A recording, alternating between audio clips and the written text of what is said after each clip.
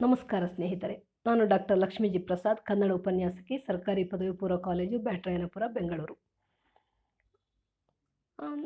ನನಗೆ ಸಮಯ ಸಿಕ್ಕಾಗ ಎಲ್ಲ ಭೂತಾರಾಧನೆಯ ಕುರಿತಾಗಿ, ತುಳು ಸಂಸ್ಕೃತಿಯ ಕುರಿತಾಗಿ ಯೂಟ್ಯೂಬಲ್ಲಿ ಹಾಕ್ತಾ ಇರ್ತೇನೆ, ನಿಮಗೆ ಗೊತ್ತು. ಇವತ್ತೊಂದು ಅಪರೂಪದ ದೈವದ ಬಗ್ಗೆ ನಾನು ಮಾಹಿತಿಯನ್ನು ಕೊಡ್ತೇನೆ. ತುಳುನಾಡಿನಲ್ಲಿ ಯಾರಿಗೆ ಹೇಗೆ ಯಾವಾಗ ದೈವತ್ವ ಸಿಗ್ತದೆ ಹೇಳುವುದಕ್ಕೆ ಒಂದು ಸಿದ್ಧ ಸೂತ್ರವಿಲ್ಲ. ಸಾಮಾನ್ಯವಾಗಿ ಅತಿಮಾನುಷ ಸಾಹಸವನ್ನು ಮೆರೆದಂತಹ ಅಸಾಮಾನ್ಯ ವೀರರು ದುರಂತವನ್ನಪ್ಪಿ ಇಲ್ಲಿ ದೈವತ್ವವನ್ನು ಪಡಿತಾರೆ. ಆದರೆ ಅನೇಕ ಕನ್ನಡಿಗರು ಕೂಡ ಮೇಲೆಯಿಂದ ಘಟ್ಟದ ಮೇಲೆಯಿಂದ ಬಂದಂತಹ ಕನ್ನಡಿಗರು ಇಲ್ಲಿ ದೈವಗಳಾಗಿದ್ದಾರೆ. ಅನೇಕ ವಿದೇಶಿಯರು 5 ಜನ ಚೀನಿಯರು ಇಲ್ಲಿ ದೈವಗಳಾಗಿದ್ದಾರೆ. ಅರಬ್ಬಿನಿಂದ ಬಂದಂತಹ ಒಬ್ಬ ಖರ್ಜೂರ ವ್ಯಾಪಾರಿ ಕೂಡ ಇಲ್ಲಿ ದೈವ ಆಗಿದ್ದಾನೆ. ನಾನಾ ಕಾರಣಕ್ಕೆ ಇಲ್ಲಿ ದೈವತ್ವವನ್ನು ಪಡೆದು ಆರಾಧನೆಯನ್ನು ಪಡಿತಾರೆ. ಇಲ್ಲಿ ಈ ಬ್ರಿಟಿಷ್ ಸುಬೇದಾರನೊಬ್ಬ, ಘಟ್ಟದ ಮೇಲೆಯಿಂದ ಬಂದಂತಹ ಬ್ರಿಟಿಷ್ ಸುಬೇದಾರನೊಬ್ಬ ದೈವತ್ವವನ್ನು ಪಡೆದು ಆರಾಧನೆ ಪಡೆಯುವಂಥ ವಿಶಿಷ್ಟ ವಿದ್ಯಮಾನವನ್ನು ನಾನು ಹೇಳ್ತೇನೆ. ಈ ದೈವದ ಕೋಲದ ಫೋಟೋವನ್ನು ನೀವು ಆರಂಭದಲ್ಲಿ ನೋಡಿದ್ದೀರಿ. ಒಂದು ಬಿಳಿ ಬಟ್ಟೆ, ಒಂದು ಮುಂಡಾಸು, ಒಂದು ಬಹಳ ಸೌಮ್ಯ ಸ್ವಭಾವದ ಒಂದು ವೇಷಭೂಷಣ ಈ ದೈವಕ್ಕೆ ಇದೆ. ಆರಂಭದಲ್ಲಿ ನೀವು ನೋಡಿದ್ದೀರಿ, ಆರಂಭದಲ್ಲಿ ಹಾಕಿದ್ದೇನೆ. ಈ ದೈವ ಮೂಲತಃ ಬ್ರಿಟಿಷ್ ಸುಬೇದಾರ, ಆದರೆ ಕನ್ನಡಿಗ. ಈತ ಘಟ್ಟದ ಮೇಲಿನವ, ಈತನ ಹೆಸರು ಗೊತ್ತಿಲ್ಲ. ಹಾಗಾಗಿ ಆತನನ್ನು ಕನ್ನಡ ಬೀರ ಅಂತ ಹೇಳಿ ಕರೆದು ಆರಾಧನೆ ಮಾಡ್ತಾರೆ. ಈತ ದೈವತ್ವ ಪಡೆದಂತಹ ಕಥೆ ಇದೆಯಲ್ಲ, ಇದು ನಮ್ಮ ಹಿರಿಯರ ಮನೆಯಲ್ಲಿ ನಡೆದದ್ದು. ನನ್ನ ತಾಯಿಯ ತಂದೆಯ ಕುಟುಂಬದಲ್ಲಿ ನಡೆದಂಥದ್ದು. ಕಾಸರಗೋಡಿನ ಹೊಸಂಗಡಿ ಸಮೀಪ ಮಿಯಪದುವಿನಲ್ಲಿ ಪೊಳ್ಳಕಜೆ ಅನ್ನುವಂತಹ ಒಂದು ಪ್ರಸಿದ್ಧ ದುರ್ಗಾರಾಧನಾ ಕ್ಷೇತ್ರವಿದೆ. ಇಲ್ಲಿ ವನದುರ್ಗೆಯ ಆರಾಧನೆ ಇದೆ. ಸುಮಾರು ಬ್ರಿಟಿಷರ ಕಾಲದಲ್ಲಿ, ಸುಮಾರು 120 ವರ್ಷಗಳ ಹಿಂದೆ ಅಲ್ಲಿ ನಾರಾಯಣ ಭಟ್ರು ಎಂಬುವರು ಇದ್ದರು. ಈಗ ಗೋವಿಂದ ಭಟ್ಟರ ಹಿರಿಯರು, ತಂದೆಯೋ ಅಜ್ಜನೋ. ಈಗ ಗೋವಿಂದ ಭಟ್ರು ಕೂಡ ಇತ್ತೀಚೆಗೆ ದಿವಂಗತರಾಗಿದ್ದಾರೆ. ಒಂದು ದಿವಸ ಅವರ ಮನೆಯನ್ನು ಜಪ್ತಿ ಮಾಡಲಿಕ್ಕೆ 2 ಬ್ರಿಟಿಷ್ ಸುಬೇದಾರರು ಬರ್ತಾರೆ. ಬ್ರಿಟಿಷರು ಕಳಿಸಿದಂತಹ ಸುಬೇದಾರರು, ಆದರೆ ಅವರು ಬ್ರಿಟಿಷರಲ್ಲ, ಘಟ್ಟದ ಮೇಲಿನ ಕನ್ನಡಿಗರವರು. ಬ್ರಿಟಿಷ್ ಸುಬೇದಾರರು ನಿಯೋಜಿಸಲ್ಪಟ್ಟವರು. ಅವರು ಜಪ್ತಿ ಮಾಡಲಿಕ್ಕೆ ಅಂತ ಪೊಳ್ಳಕಜೆಯ ಮನೆಗೆ ಬರ್ತಾರೆ. ಆಗ ಮಧ್ಯಾಹ್ನದ ಹೊತ್ತು ತುಳುನಾಡಿನ ಒಂದು ವಿಶಿಷ್ಟ ಸಂಪ್ರದಾಯ ಏನಂದರೆ, ಶತ್ರುಗಳೇ ಮನೆ ಬಾಗಿಲಿಗೆ ಬಂದರೂ ಕೂಡ ಅವರಿಗೆ ಮಜ್ಜಿಗೆಯನ್ನು ಕೊಟ್ಟು ಸತ್ಕರಿಸುವಂತಹ ವಿಶಿಷ್ಟ ಸಂಸ್ಕೃತಿ ನಮ್ಮದು. ಹಾಗಾಗಿ ಮಧ್ಯಾಹ್ನ ಬಂದವರಿಗೆ ಊಟವನ್ನು ಬಡಿಸ್ತಾರೆ ನಮ್ಮ ತುಳುವರು. ಇಲ್ಲಿ ಪೊಳ್ಳಕಜೆಗೆ ಜಪ್ತಿ ಮಾಡಲಿಕ್ಕೆ ಬ್ರಿಟಿಷರು ಬಂದಾಗ ಮಧ್ಯಾಹ್ನದ ಹೊತ್ತು, ಆಗ ಒಳಗೆ ಪೂಜೆ ಆಗ್ತಾ ಇತ್ತು. ಆಗ ಆ ಮನೆಯ ಮಹಿಳೆ, ಅಲ್ಲಿ ಭಟ್ರು ಪೂಜೆ ಮಾಡ್ತಾಯಿದ್ರು, ನಾರಾಯಣ ಭಟ್ರು. ಅವರ ಮಡದಿ ಹೋಗಿ ಹೇಳ್ತಾರೆ, ಮನೆಯನ್ನು ಜಪ್ತಿ ಮಾಡಲಿಕ್ಕೆ 2 ಬ್ರಿಟಿಷ್ ಸುಬೇದಾರರು ಬಂದಿದ್ದಾರೆ ಅಂತ. ಆಯಿತು, ದೇವಿಯ ಇಚ್ಛೆ ಇದ್ದ ಹಾಗೆ ಆಗಲಿ, ಅವರಿಗೆ ಊಟ ಬಡಿಸು ಅಂತ ಅವರು ಹೇಳ್ತಾರೆ. ಹಾಗೆ ಆ ಅಮ್ಮ ಏನು ಮಾಡ್ತಾರೆ, ಇವರಿಗೆ ಬನ್ನಿ ಊಟ ಮಾಡಿ ಅಂತ ಹೇಳಿ 2 ಎಲೆ ಕೊಟ್ಟು, ಊಟದ ಎಲೆ, ಬಾಳೆಲೆ ಕೊಟ್ಟು ಅವರಿಗೆ ಅನ್ನ ಬಡಿಸಿ ಸಾಂಬಾರು ತರಲಿಕ್ಕೆ ಒಳಗೆ ಹೋಗ್ತಾರೆ.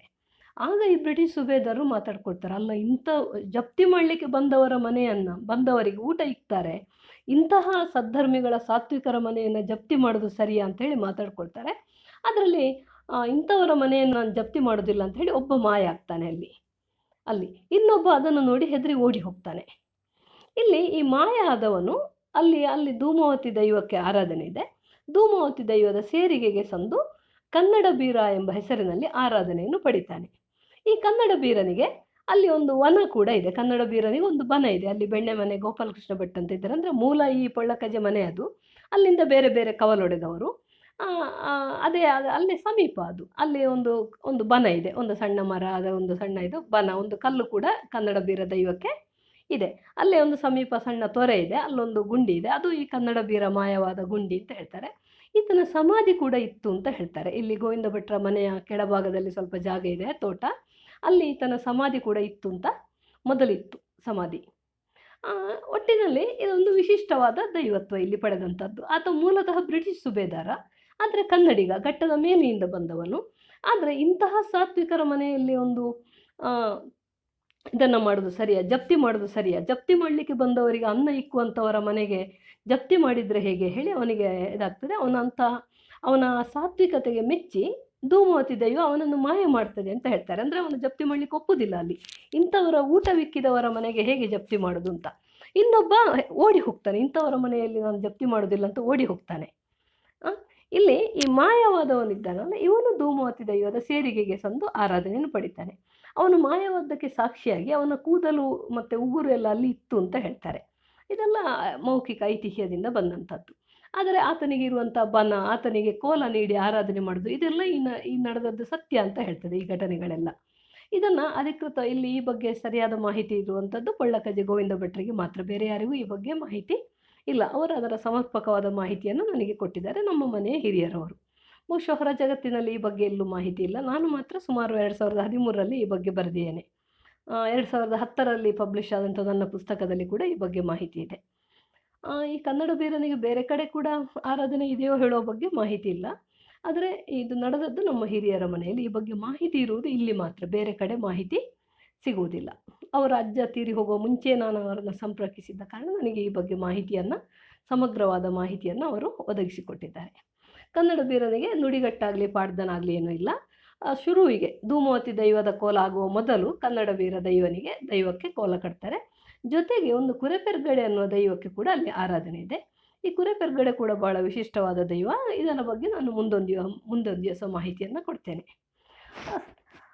ಹೀಗೆ ತುಳುನಾಡಿನಲ್ಲಿ ದೈವತ್ವವನ್ನು ಕೆಲವು ಪೊಲೀಸರು ಕೂಡ ದೈವಗಳಾಗಿದ್ದಾರೆ. ಪೊಲೀಸ್ ದೆಯ್ಯಂ ಅಂತ ಇದೆ ಕಾಸರಗೋಡು ಪರಿಸರದಲ್ಲಿ.